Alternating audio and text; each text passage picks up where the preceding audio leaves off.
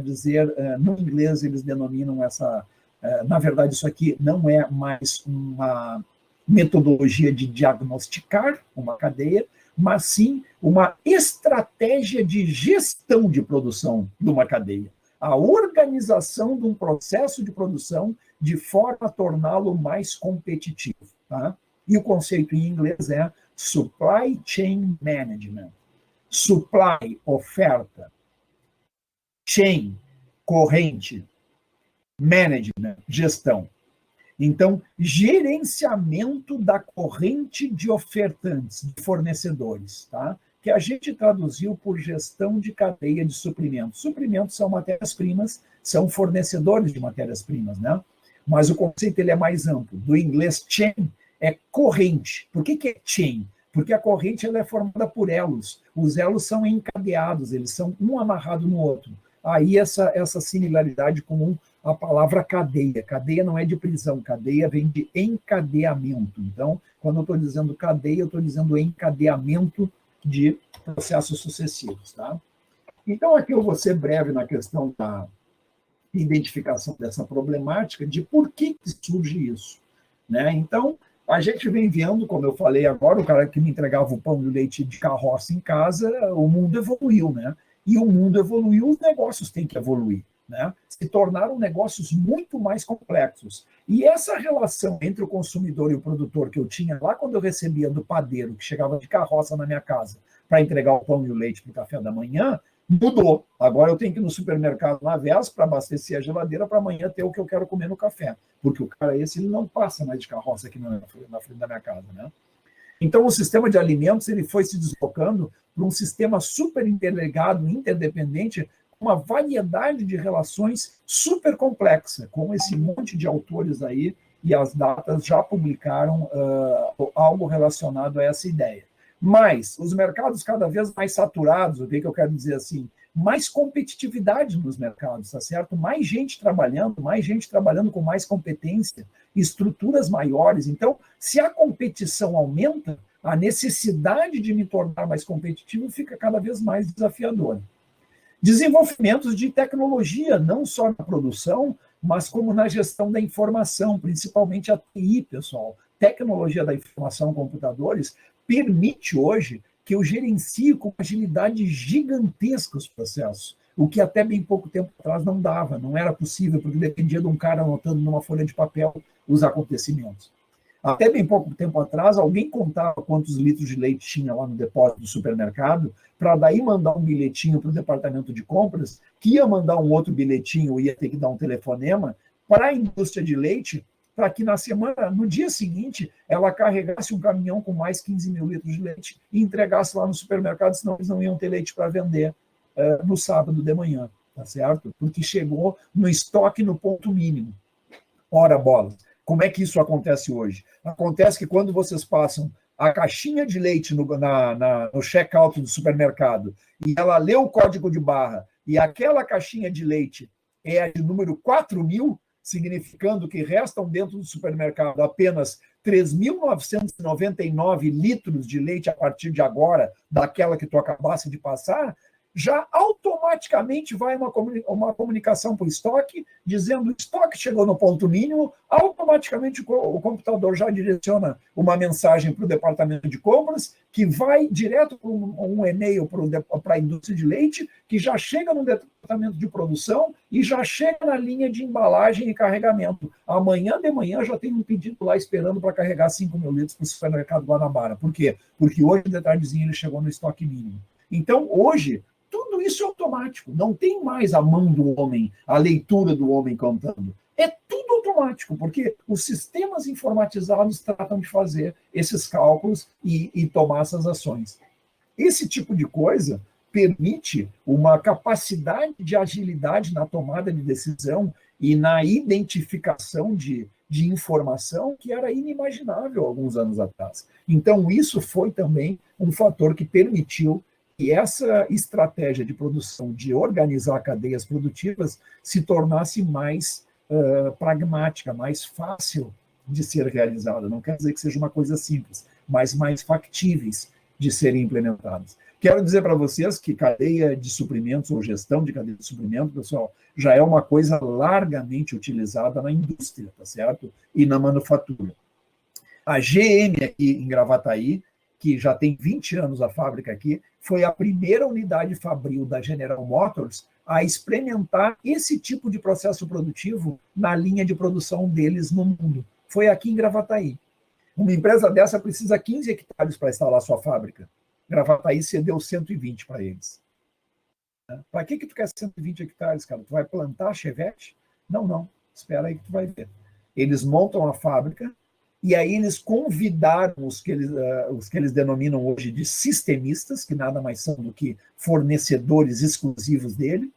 E o cara que vai produzir o para-brisa do Onix que eles estão montando ali na fábrica, ele vai produzir o para-brisa dentro da fábrica da GM, no pátio da GM.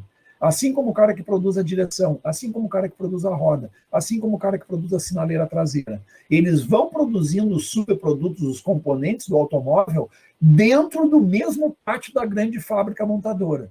E com isso eu acabo necessidade de estoque, eu tenho garantia que eu só vou receber produto bom, porque os produtos produzidos errado são por conta de quem produziu errado, eu só vou te pagar por produto bom, o que antigamente, quando chegava um carregamento de para-brisa de São Paulo, Minas Gerais, para botar nos automóveis aqui, dos 3.000 para-brisas que chegavam, chegava 30 quebrado, porque no carregar no caminhão, no descarregar ou no andar do caminhão de lá até aqui, alguns deles trincavam. Quem é que pagava? Para-brisa quebrado eu não posso botar num carro novo.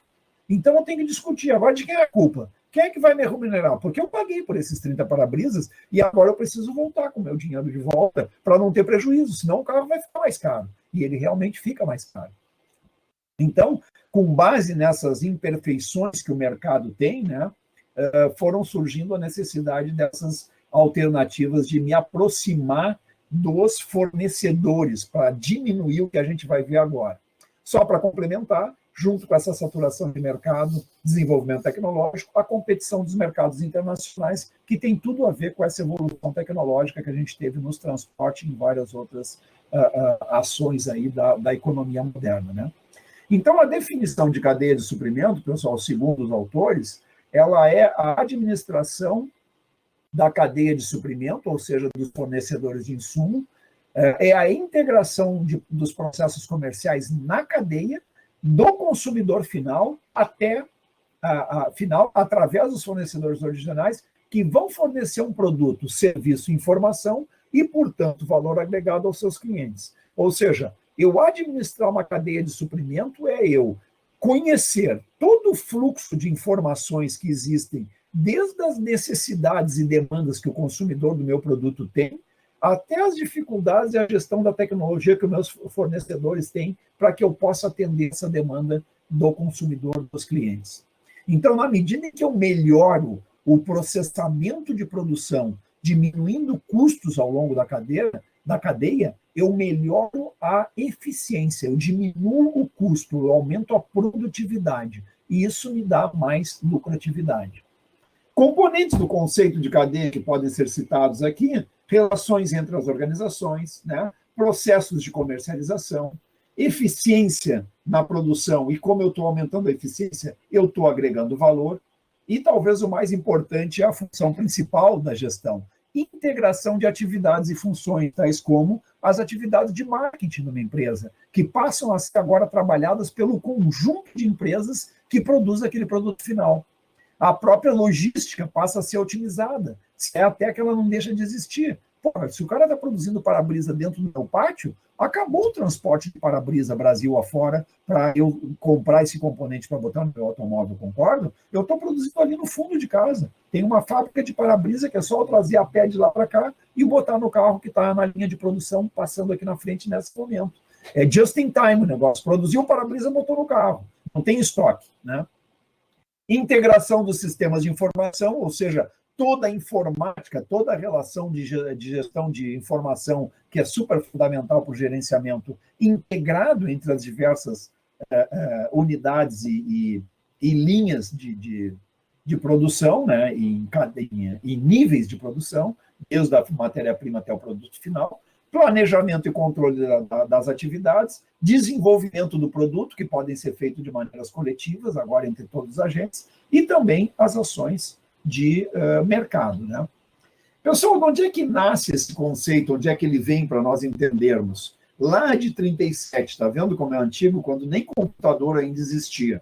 Mas esse cara, Ronald Coase, ele já estava pensando, quando ele estava fazendo a tese de doutoramento dele, economista, nos Estados Unidos, observando a indústria norte-americana de automóveis, ele fez o seguinte questionamento, entrevistando gerentes da GM na cidade de Detroit, nos Estados Unidos.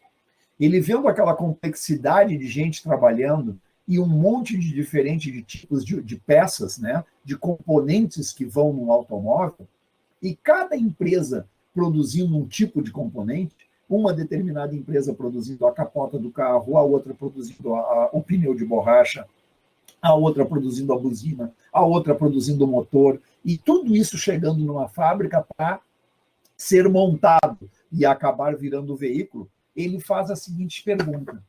Vem cá, com toda essa complexidade que vocês têm aí para gerenciar tudo isso, me diz uma coisa, se eu tenho tantas empresas trabalhando para fazer um mesmo automóvel, e todas essas empresas têm lucro, têm resultado econômico razoável, bom, eu imagino, por que tudo não está organizado dentro de uma mesma empresa? Por que vocês todos não se unem e fazem uma grande corporação que produz automóveis? E todo mundo dentro da mesma empresa. Em vez de ter uma empresa que produz pneu, eu vou ter um departamento da GM que beneficia borracha, compra borracha das seringueiras no Brasil, na floresta amazônica, importa e forja e faz o pneu do carro. Pode ser a fábrica de pneu GM. Por que tem que ser Goodyear, né? Por que há necessidade de eu me dividir em pequenas unidades fabris e essas unidades fabris terem negociações de livre mercado entre si, mas que na finalidade todo mundo quer produzir o quê? Todo mundo está produzindo peça para montar um automóvel, que é o bem final que na verdade vai ser o que vai remunerar todo mundo, né? Então ele fazendo essa questão e depois sendo desenvolvida por um outro colega dele, Oliver Williamson, que 75 e 94 também publicou 2 papers muito importantes nessa área. Esses 2 caras, pessoal, eles forjaram a teoria denominada de custos de transação, a economia dos custos de transação.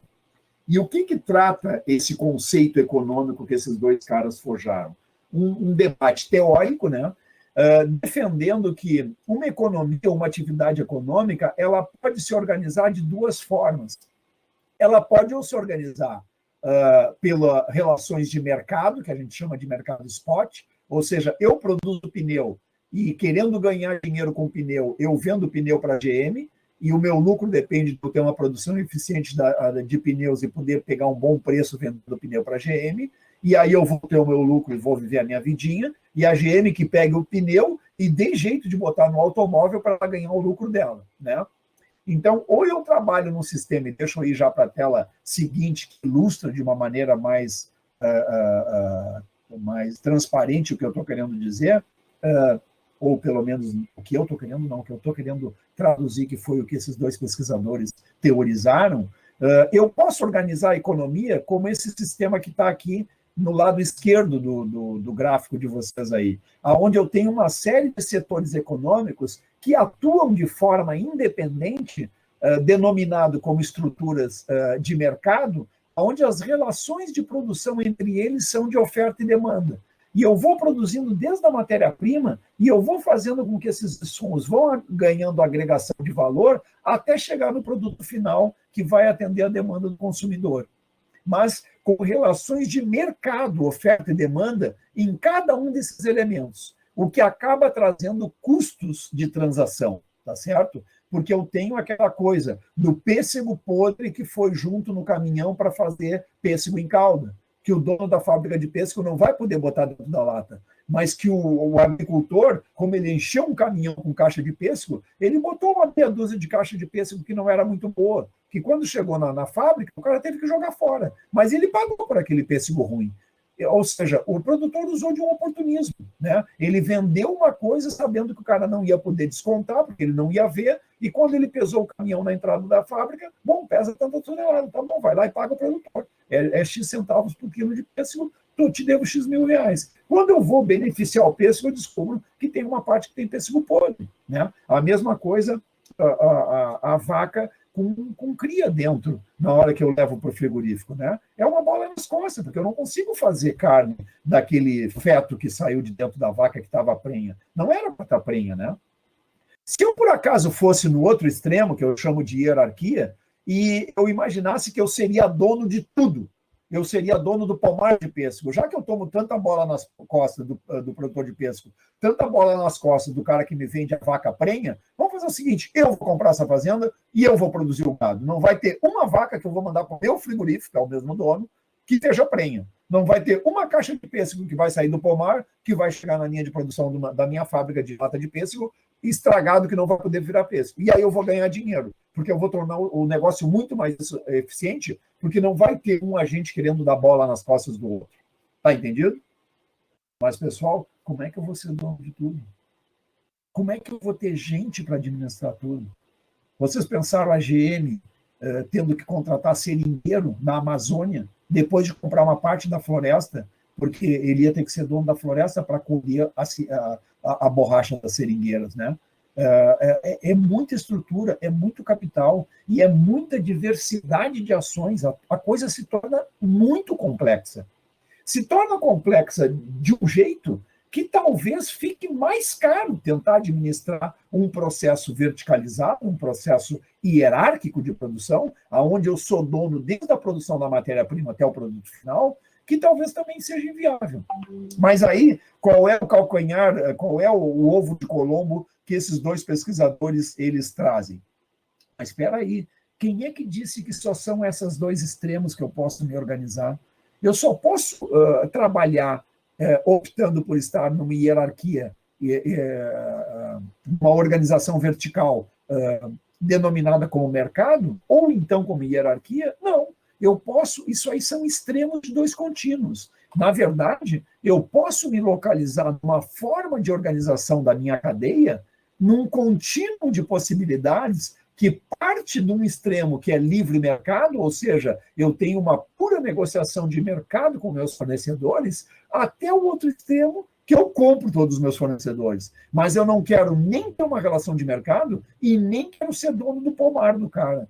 Eu quero que o cara gerencie bem a fruta e só me entregue fruta boa para beneficiar. Então, aí nasce a questão da possibilidade de eu me organizar em termos de estratégia de produção, buscando fazer uma organização ou uma gestão da cadeia dos meus fornecedores, onde eu vou identificar quem são os meus fornecedores, eu vou combinar com eles o preço que nós vamos fazer, ele vai fazer parte do meu time, ele vai vender a produção dele só para mim, e juntos nós vamos ganhar mais dinheiro, porque nós vamos administrar tão bem a nossa cadeia, desde a produção da matéria-prima dele até a venda para o supermercado, que também vai ser um parceiro meu, para poder ter mais eficiência. Isso vai trazer melhor resultado para nós. Quem melhor se organizar em termos de coordenação vertical, se aproximando da eficiência da hierarquia, sem necessariamente ter que comprar todas as etapas da produção, vai ter o melhor resultado.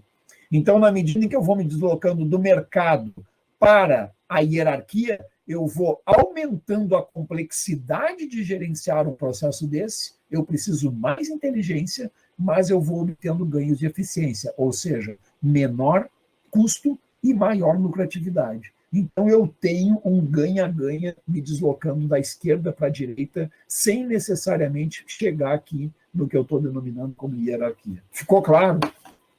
Essa é a ideia, pessoal, que está por trás de tudo isso. Intervalinho para recuperar o que nós estamos falando. Nós estamos falando em descrição de metodologias de diagnóstico de cadeias produtivas, sistemas agroindustriais do agro, e estamos falando de uma estratégia de produção, que é a gestão de cadeia de fornecedores. Como é que eu enxergo isso dentro de um setor? Vamos voltar lá para o pêssego. Sistema agroindustrial do pêssego. Todo mundo que tem um pêssego no pomar, no terreno em casa. Todo mundo que tem um pomar de pêssego faz parte do sistema agroindustrial. até aquele advogado médico que comprou um pomar de pêssego lá no Cerrito, onde o cara era produtor de pêssego, mas quando ele comprou, ele não se interessou.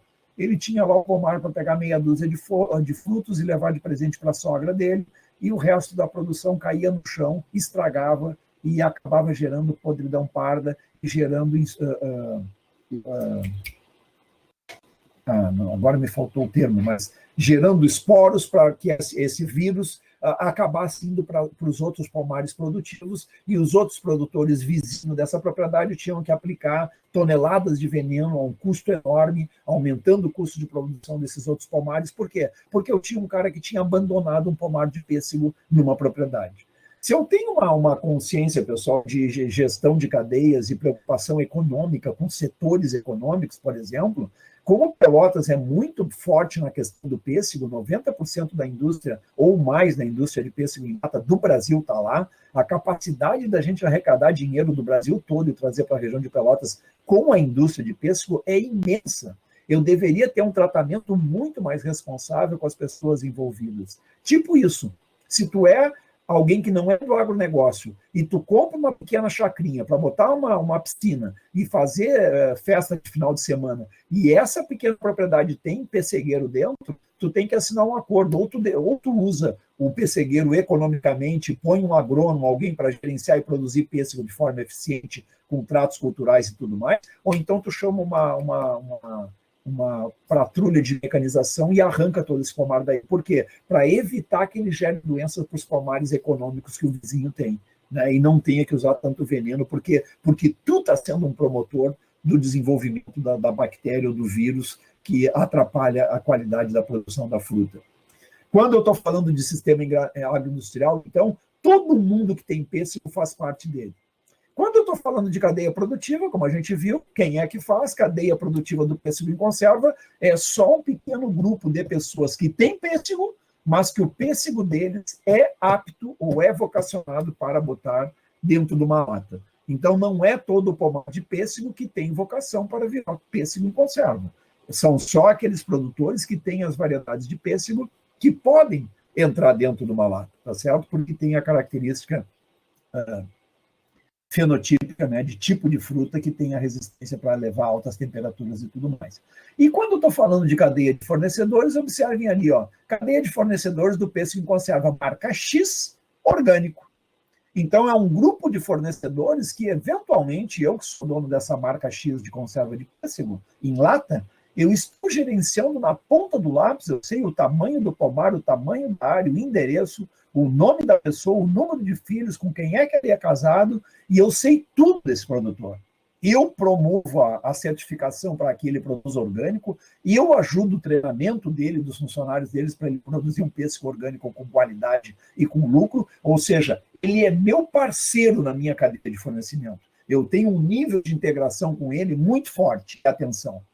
A mesma empresa pode ter o resto da sua produção de produtores de pêssego que fornecem pêssego para ela, numa outra cadeia de fornecedores que eu denominei como cadeia de fornecedores de pêssego em conserva da marca X, que não tem nada a ver com os caras que produzem orgânico, é outro grupo de pessoas. E, por acaso, para esse grupo aqui da marca X, que me vende o pêssego de qualquer jeito, eu até dou uma atenção meia de leve, assim. O meu agrônomo, de vez em quando, dá uma ajuda lá para eles, mas eu não me preocupo muito com o que eles estão fazendo. Por quê? Porque, para mim, é um produto que atende só o meu commodity, lata de pêssego. Eu dou muita atenção para o meu pessoal que produz pêssego orgânico. Aqui eu desenvolvo um sistema mais aproximado da hierarquia na gestão daquele contínuo de possibilidades da estratégia de gestão de cadeia de fornecedores. O resto não. O resto eu tenho menos contato. Então, só para a gente ilustrar de uma maneira gráfica, como é que seriam essa composição de diferentes conceitos que eu estou mostrando aqui para vocês, tá certo? Aqui uma ilustração do livro-texto que trata disso, são imensos, né? Tem um monte.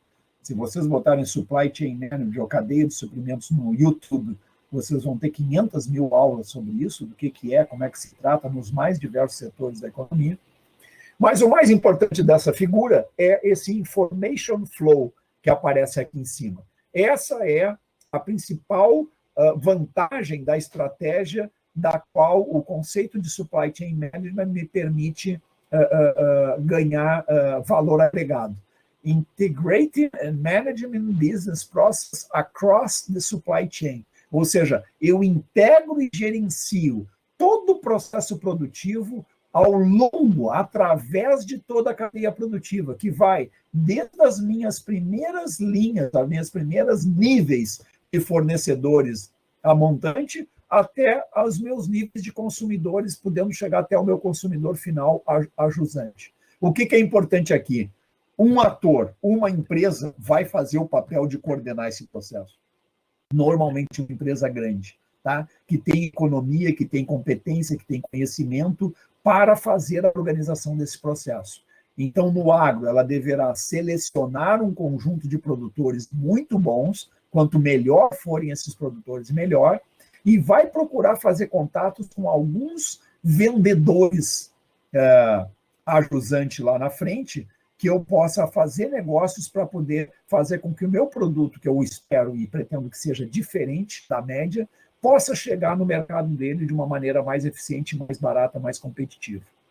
Isso vai permitir que eu tenha uma gestão da relação com consumidores ali, Customer Relationship Management, uma gestão da relação com os fornecedores, uma gestão dos serviços aos consumidores, uma gestão de demanda, uma gestão de preenchimento de pedidos, uma gestão do fluxo de manufatura, desenvolvimento e comercialização de produtos e uma gestão dos retornos econômicos que todos esses participantes da cadeia vão ter, tá certo? Então, eu vou fazer com que um grupo linear, né, de encadeamento de pequenas organizações, um grupo de empresas, trabalhem de maneira organizada, onde todo mundo sabe quem é quem e todo mundo tem um acordo tácito, ou até pode ser um contrato, de que vão cumprir algumas cláusulas e atender algumas demandas para que essa cadeia funcione de maneira mais efetiva.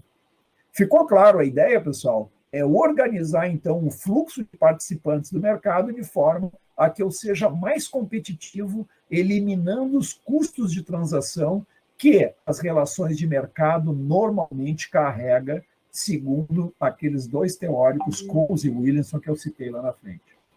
Aqui, para mim ir terminando, um último modelo de ilustração gráfica de como é que isso se daria. Eu teria ali aquele bloco central preto que eu denominaria da empresa foco, seria a empresa que iria capitanear toda essa coordenação desse processo, e os quadrinhos vazados em branco, os membros da cadeia de fornecedores da empresa foco. Que aqui eu teria o mercado como um todo, né? Então, a minha possibilidade de relações dentro do mercado, ela é infinita. E ela até aqui representada, tanto é, em cada itemzinho desses das caixinhas, eu acabo sempre com N, né? Então, o fornecedor de primeiro, segundo, terceiro e N níveis. Eu tenho 50 mil fornecedores que eu poderia optar. Eu vou fazer o quê? Isso aqui, ó. Eu vou selecionar alguns fornecedores, onde eu vou ter relações mais ou menos aprofundadas de gerenciamento ou não. Então, a linha preta densa, ela identifica os elos de processo onde a empresa foco vai gerir a informação e a produção. Vocês vejam que essas linhas, só em 2 momentos, elas ultrapassam e chegam na terceira camada de fornecedores. Ou seja, é um conjunto lá de fornecedores, de uma infinidade de fornecedores que eu poderia escolher, eu peguei lá 10 produtores de pêssego.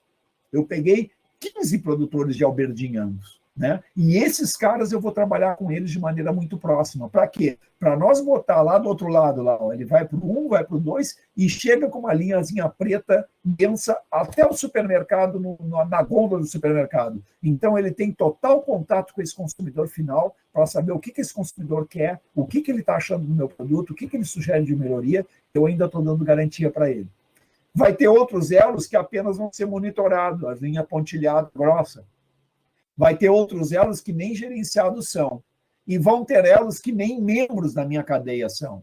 Então, eu estou colocando aqui numa pequena amostragem do universo negocial que todas as organizações e empresas têm, no mundo da economia onde eu estou inserido, como é que uma determinada empresa agiria para poder se relacionar com as demais de maneira a fazer uma espécie, entre aspas, de parceria, para que a minha efetividade em termos de eficiência produtiva aumentasse.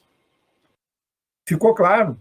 Então, de novo, eu estou tratando aqui de uma estratégia de gestão aplicada a uma organização que vai procurar implementar ou desenvolver um processo dessa natureza. Repito, indústria e manufatura já está fazendo isso de braçada. E quem não está fazendo está ficando para trás. O desafio é se integrar dessa forma. Agronegócio, ainda só uma ideia nova. Por quê? A competitividade, o nível de conseguir comprometimento do produtor de alimentos que trabalha com commodities é muito mais difícil, pessoal. Mas isso não deixa de ser uma estratégia interessante para que vocês, que vão atuar no agro, levem esse conhecimento para, se vocês conseguirem organizar algumas pequenas cadeias de produção com esse nível de aprimoramento e especialização, vocês vão ter botado o ovo de Colombo em pé, tá certo? Por quê? Porque vocês vão ter garantia de muito sucesso. E nós que atuamos no agro, com maior grau de intelectualidade, nós somos as pessoas certas para poder fazer um negócio desse funcionar bem, entendeu? Convencer esses elos aqui.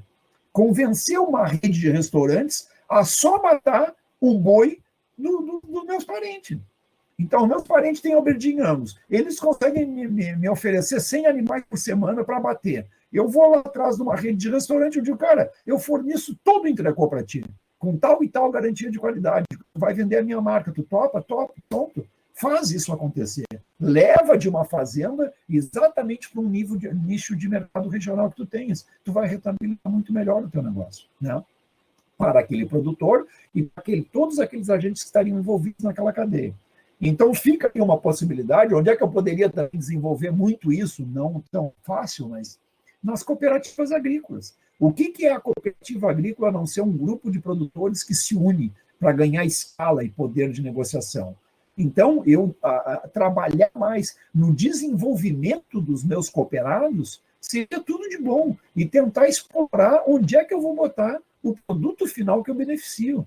Olha as cooperativas de leite aí, as gigantes que são dos seus respectivos setores, né? Cooperativa Santa Clara, Consulado agora entrou com problema por má gestão ou alguma pisada na bola por questões macroeconômicas de dólar alto e tudo mais, que o Brasil não é para principiante. Então, tem muito empresário aí que é super bom, mas não consegue dar conta das barbaridades que a economia, os solavancos que a sociedade brasileira coloca a economia brasileira. Isso é um baita desafio, né? Então, não é muito fácil ser empresário no Brasil por causa dessas instabilidades imprevisíveis. Mas, de qualquer maneira, quem consegue dar a volta por cima, dá. A cooperativa Santa Clara está lá, a mil, vendendo produtos com muita lucratividade, com boa aceitabilidade do mercado, produtos de primeira linha, e é uma cooperativa. Então, vai depender de eu, com maior ou menor competência, imprimir níveis de gestão mais aprimoradas para fazer com que determinadas... Aí eu não estou chamando de cadeia produtiva, tá, pessoal? A cadeia produtiva ela é impessoal. Aqui eu estou falando de cadeia de fornecedores, cadeia de suprimentos, ou seja, eu sei quem são as pessoas que estão fazendo parte, tá? Isso é importante eu mudar, e para essa visão aqui, que é estratégia empresarial, eu ter bem claro esse conceito. Eu termino com esse slide, sem dizer que eu estou terminando aqui a apresentação, porque ela vai trazer mais uma sequência de slides que eu vou deixar para vocês lerem, que trata do seguinte: esse cara que escreve esse capítulo, pessoal, ele é um pesquisador da Universidade de Wageningen, na Holanda, a universidade onde o professor Canever, que dá as aulas agora na sequência, na segunda parte da disciplina, se doutorou. O Canever conheceu bem esse professor, que é o Peter Zumbier. Ele é um pesquisador, então ele traz até aqui esse conceito que eu relatei para vocês, mas a partir daqui ele começa a questionar, como um pesquisador faz, quais as consequências que teria o agronegócio para o produtor e para o consumidor final de alimentos se essas estratégias, que são estratégias puramente empresariais, buscando ampliar ou garantir mais lucro para as organizações, quais as consequências que isso teria para produtores rurais e para consumidores de alimentos. Então, na sequência aqui, ele faz uma série de conjecturas e vai trazendo alguns elementos de sugestões de novas pesquisas que deveriam ser implementadas para que, no futuro, novos estudantes e novos intelectuais viessem a vasculhar as consequências, talvez, dessas estratégias na medida em que elas vierem sendo implementadas no agro, tá certo? E como a gente está já passando do tempo que eu tinha combinado com vocês, eu deixo essa finalização de leitura aí para que vocês façam em casa. Mas a parte essencial, hard, aqui dos conceitos, então, está passado. Bom, como eu disse para vocês, eu não consigo enxergar os dois, deixa eu dar uma olhada.